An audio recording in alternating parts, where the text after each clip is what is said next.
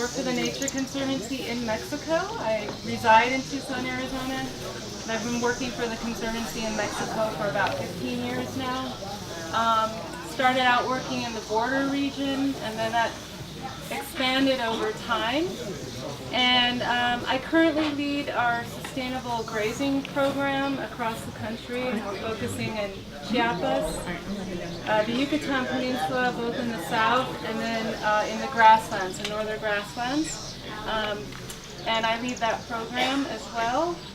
And so I'm just very excited to be here today to talk to you about what we're doing particularly in the grasslands of the Chihuahuan Desert. Does anyone know where the Chihuahuan Desert is? That way. It's that way. The Chihuahuan Desert is North America's largest, most biodiverse desert. It's a size of about 70 million hectares. More than double that for acres. 70 million hectares spanning portions of 7 Mexican states, and 3 U.S. states, which are New Mexico, Texas, and a small portion of Arizona. And while it's not ecologically considered part of the Great Plains, the desert forms the southernmost extension of a huge trinational wildlife corridor, Canada, U.S., northern Mexico. And it's also a really important migratory flyway for grassland birds. 90% of grassland bird species found here in the Central Plains and in the Northern Plains winter in the Chihuahuan Desert grasslands. So some spend up to 8 months of the year there. And of those, I'll clarify that of those 70 million hectares, only about 5 to 10% of that is actually grassland. So there's a huge concentration then with the birds coming down, and they're concentrated into very small areas of that region. So there's a very important ecological interdependence between the plains and the desert in Mexico. And just like the plains, cattle ranching and irrigated farming is very important to the economy. So there's some economic dependence as well. Ranchers in northern Mexico send about 1.5 million head of cattle to the U.S. every year to feedlots in Kansas, Oklahoma, and Texas. So the best on-the-ground example of the Nature Conservancy's work in the Chihuahuan Desert right now is in the Janos Valley, which is in the northwestern part of Chihuahua State, just below Columbus, New Mexico, if anybody can locate that in a mind map. And for many years, we worked on broad planning efforts, identifying priority areas for grassland conservation. We did a lot of ecoregional planning, site conservation planning, deploying the Nature Conservancy's science and planning expertise broadly across the region.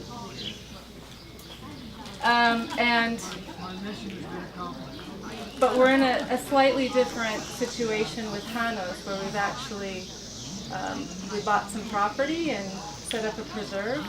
So the work we're carrying out is a little bit different. And Janos is a ranching and farming community of about 5,000 people. It's a flat-bottom valley dominated by tabosa and blue grama grass. It's surrounded by mountains. We've got the Sierra Madre Mountains to the west, and then the Animas Valley, the mountains in New Mexico, just about 50 kilometers to the north. We get about somewhere around 9 to 12 inches of rain every year. Usually falls in July, August. That's changing a bit, and we see more rain falling in August, September, which has caused, some challenges for ranchers in the region in terms of adjusting their grazing and breeding cycles. And about 6 years ago, I was asked to lead this grasslands program. And at that time, I had already spent about 8 years working with the Conservancy around Mexico. I was well aware of the drug violence, the deteriorating security situation. I thought, well, this is going to be a real challenge. How are we going to get conservation done under these circumstances? And I can tell you many times I've been asked, am I afraid? Does it affect our work? What is it all like? Has anything happened to me? And I'll tell you, no, nothing's happened to me. Yes, at times I've been afraid, but rarely, and you know, I've been okay. And communities are hurting, just like they are ranching and farming communities everywhere in the U.S. But there's hope. So hopefully, this is a story of hope. I'm going to try to emphasize the very positive things that are going on in this community. I've traveled a lot to different areas of Prairie, Montana, Nebraska, Dakotas, Panhandle, Texas, West Texas, and the communities are enormously similar. The struggles are similar, the hopes and dreams are similar. We're ecologically interdependent, but we're also connected in other ways. And the challenge of conservation in Janos is not only to make the community, help them be ecologically healthy, but also socially and economically healthy as well. We've got to have all three components. TNC's conservation approach generally is to protect places, transform practice, inspire people. And we bought the El Uno Ranch, located in central Janos, about 10 years ago. It's a 46,000 acre property, and we never intended to own it. So we had bought it and given it to a conservation partner. They had given it back to us 2 years later, and so we came to this point where, okay, what is going to be our conservation for this area, and how are we going to implement it? We wanted to protect native grassland and prevent conversion to pivot agriculture. We envisioned prairie habitat that would provide food and shelter for the numerous grassland bird species migrating down to Janos in the winter. And we were also interested in repopulating or reintroducing those species that were missing from the landscape or under threat. So some of those are pronghorn antelope, bison, black-tailed prairie dog is threatened there. It used to be the largest prairie dog complex in North America, but we've had seen an 80% decline over the last 8 years. Suspected plague, so there are some challenges there. And then golden eagle.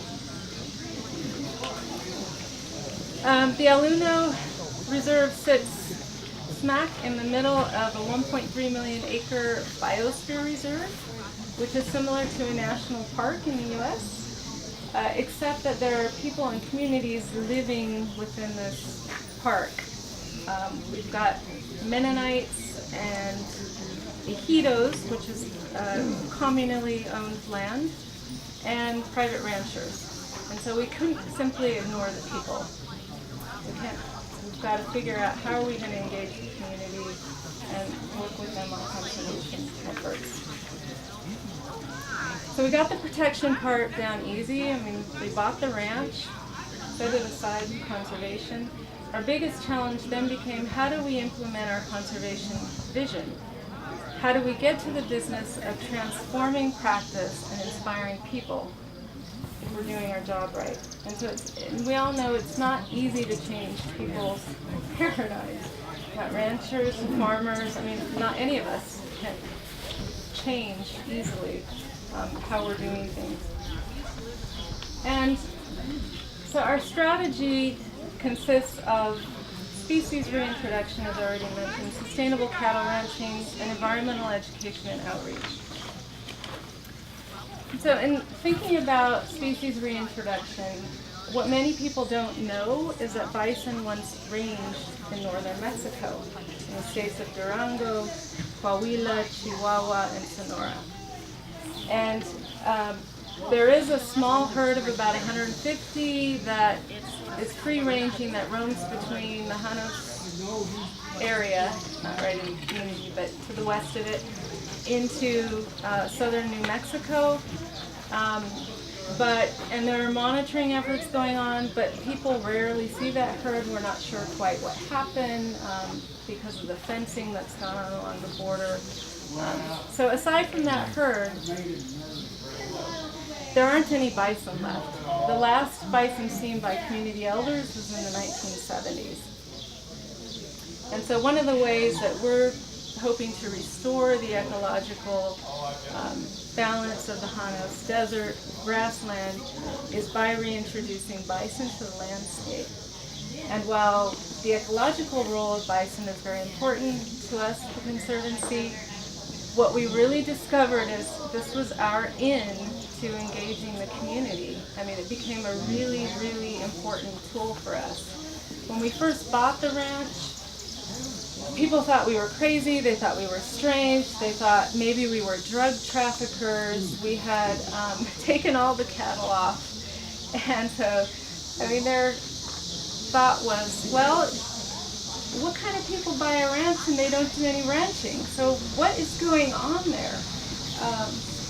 But of course we knew exactly what we were doing. We took the cattle off the ranch in order to let the pastures rest. They had been overgrazed for many years.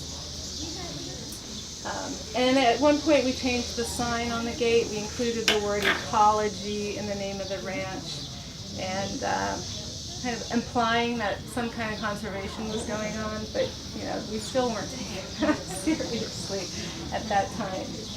So at some point, a group of TNC colleagues and partners, including the Mexican federal government, we got together and said, we need to bring bison down. We need to put bison on this landscape. And in 2009, we finally got the opportunity to do that. We brought down 23 yearling bison that were donated from the Wind Cave National Park, South Dakota. And reintroduced them to their new home in El Reno. And actually, this turned out to be the best thing we could have done in terms of community relationship. We invited everybody out to see the release. They came out in droves. They were curious. They came by. They were asking us, can you eat bison? What do they taste like? We were even able to engage with Mennonite communities. We had Mennonite families coming out, and for the previous 5 years, we were not able to engage with Mennonites at all on any topic. So for us, that was really a change. It signaled kind of a new phase of conservation for the Conservancy in the Janos area. And it's been 5 years now. We have 77 animals and growing. And they've just been these incredible ambassadors of hope, as I like to call them, for us. And the second component of our work is sustainable ranching, where we're working with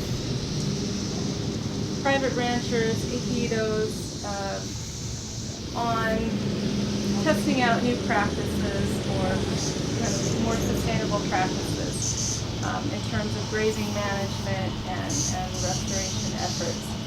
And we believe it's critically important to do that. We didn't have any experience. And at one point we finally got a break. In 2011, a private rancher approached us with a desperate plea.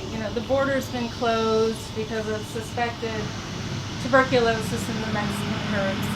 I can't export any of my cattle to the U.S. We had just bought several hundred from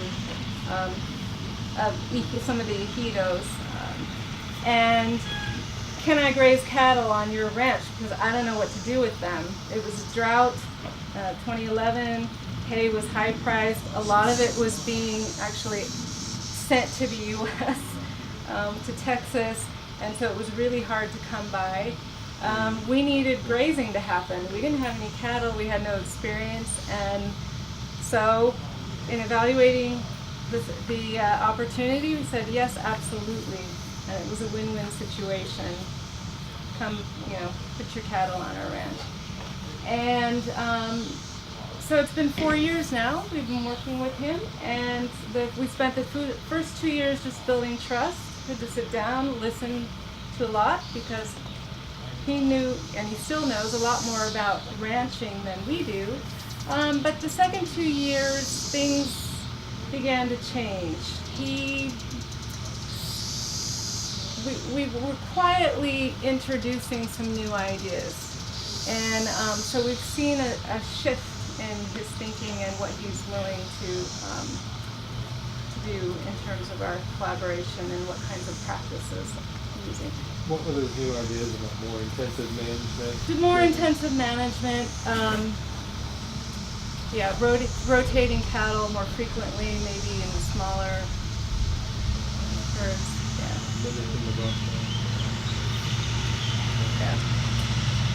And while all this was going on, we began to work with one of the ejidos. Now, an ejido is a legacy of the Mexican Revolution. At some point, there were 25,000 of these set up around Mexico.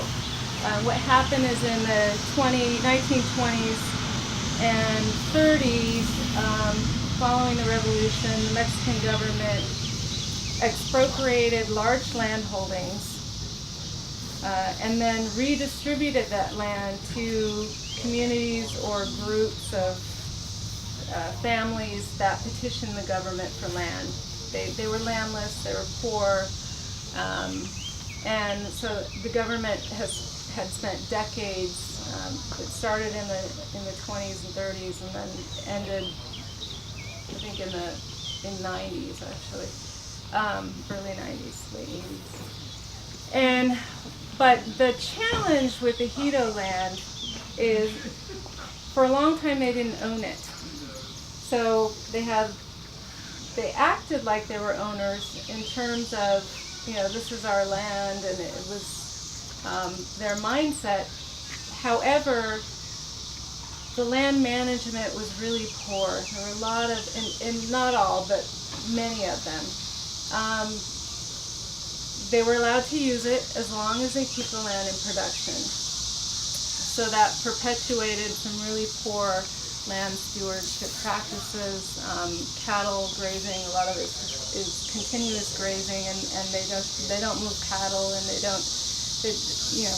have day jobs elsewhere. So it's really challenging, and a very visionary ejido cardio gathered 9 families from the 150 ejido families of this particular ejido named Casa de Jano. And he said, our lands are degraded, they're overgrazed, they're in trouble, and without grass, our cows are useless. And those are his words, they're not mine. He said, without the grass, the cows are useless, so we need to do something. And we began to